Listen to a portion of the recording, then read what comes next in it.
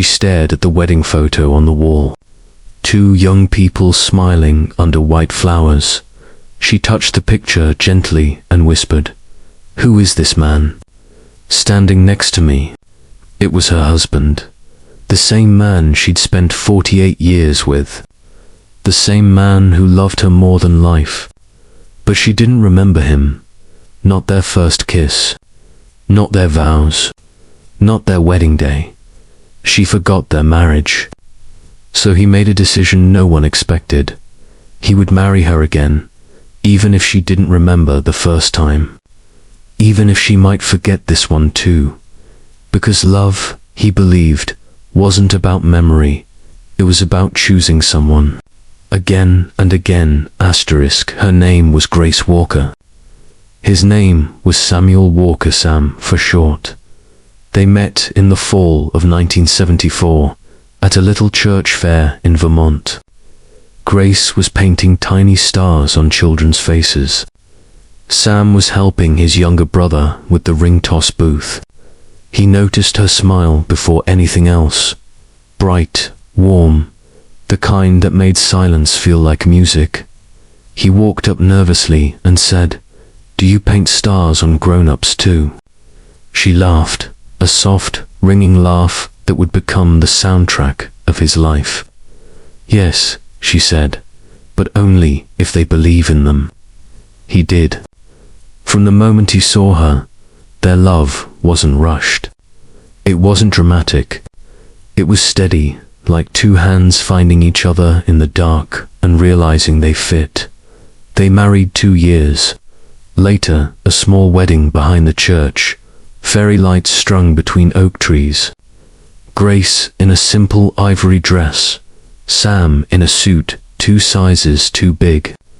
They danced barefoot on the grass, promising forever with nothing more than faith and hope. Life happened, kids, jobs, bills, arguments, apologies, birthdays, illnesses, triumphs. They grew older, gentler, wiser. Even when the world changed, one thing didn't. Sam adored her. Every anniversary, he brought her white lilies, her favorite. Every night, he kissed her forehead before sleep. For 48 years, their love was a quiet miracle. But miracles don't stop storms. It began subtly. Grace would pause mid-sentence, searching for a word she used every day. She'd forget where she placed her glasses. She'd ask the same question twice, then 5 times, then 10. At first, Sam brushed it off. She's just tired, just stress, just age. But deep down, he felt something tightening, an invisible thread pulling their world apart. One morning, she stood in the hallway, staring at the family photos like they were paintings in a museum. Sam came beside her, pointing. "That's Emily," he said softly. "Our daughter." Grace smiled politely, the kind of smile you give a stranger in an elevator. "She's lovely," she replied. Sam's heart shook that afternoon. The doctor said the words that cracked his world. Early onset dementia. He felt the room spin, but Grace simply nodded, as if she was listening to news about someone else. The doctor warned them gently. "It will get worse. Memories will fade. Names, faces, moments." Sam squeezed her hand tighter. "We'll face it together," he whispered. But dementia doesn't care about promises. Days turned into months, and the forgetting grew deeper. She forgot birthdays, forgot recipes she'd cooked for decades, forgot the lyrics to her favorite song. But the day that shattered him came. On a quiet Sunday morning, Grace was staring at the wedding photo. Their wedding photo hung right above the fireplace. She tilted her head slightly and asked, "Whose wedding is this?" Sam's throat tightened. "Ours," he said gently. "That's you and me." She blinked, confused, almost afraid. I don't remember this. A pause. I don't remember marrying you. It hit him like a punch he couldn't defend. 48 years. Erased in a sentence. He tried to smile, but his voice cracked. That's okay. I remember enough for both of us. But that wasn't the worst moment.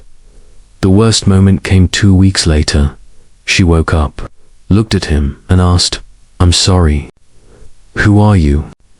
He felt something inside him collapse, quietly, painfully. "I'm Sam," he whispered. "Your husband." She stepped back, frightened. "No. I don't think so. I've never been married." He didn't argue, didn't plead, didn't show the storm tearing through his chest. He just nodded gently. Okay. That night, when she fell asleep, Sam stood in front of the wedding photo again. He touched the glass, his reflection trembling. "God," he whispered, voice breaking, "don't let her forget how loved she is." He knew he couldn't stop the disease. He couldn't force her memory back. He couldn't rebuild what dementia had taken. But he could do one thing. He could love her, even without her remembering him. And he made a decision so wild, so unexpected, that even he questioned it at first. If she couldn't remember their marriage, he would give her a new one, a fresh start, a second, first chapter. He would marry her again, not because she remembered the first vow, but because he remembered every word. Asterisk. The next morning, Sam started planning, not a big wedding, nothing grand or loud, just something gentle, beautiful, and full of the kind of love that didn't need memories to feel real. He called their daughter, Emily, and their son. "Michael, I'm marrying your mother again," he said. There was silence on the phone, stunned, emotional, speechless silence. Emily finally whispered, "Dad." She doesn't even remember being married. Sam's voice was steady. "I know, but she deserves to feel chosen, even now. Especially now."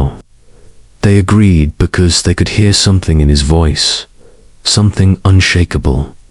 Over the next few days, Sam transformed their backyard into magic. White ribbons on the fence. Soft fairy lights hung from the trees. A small arch wrapped in green vines and lilies, the same flowers from their first wedding. He even bought her a simple cream dress, soft, light, delicate. Something she would feel beautiful in. Grace didn't understand everything that was happening, but she didn't seem afraid. If anything, she seemed curious. Calm, drawn to Sam in a way she couldn't explain. On the morning of the ceremony, Sam knocked gently on her door. She opened it, and he froze. She looked radiant, older, yes. Fragile, yes. But beautiful in a way that time couldn't erase. "You look lovely," he said softly. She blushed, the same shy blush she had the day he met her. "Thank you," she whispered. "Is there a special occasion?" He smiled. "Yes. I'm marrying someone very important today." She tilted her head, touched her dress, and said quietly, "I hope she's lucky." Sam's heart trembled. "She is," he whispered. "More than she knows." Friends, neighbors, and family gathered quietly in the backyard. There was no grand music, no crowd buzzing, no chaos, just peace. Soft light, gentle breeze, a love that refused to fade. Grace walked down a tiny aisle Emily had made, lined with petals, when she reached Sam. She looked up at him with a softness that felt familiar yet distant. Her voice trembled. "Do I know you?" He nodded, eyes misting. "Not yet, but you will." The ceremony began.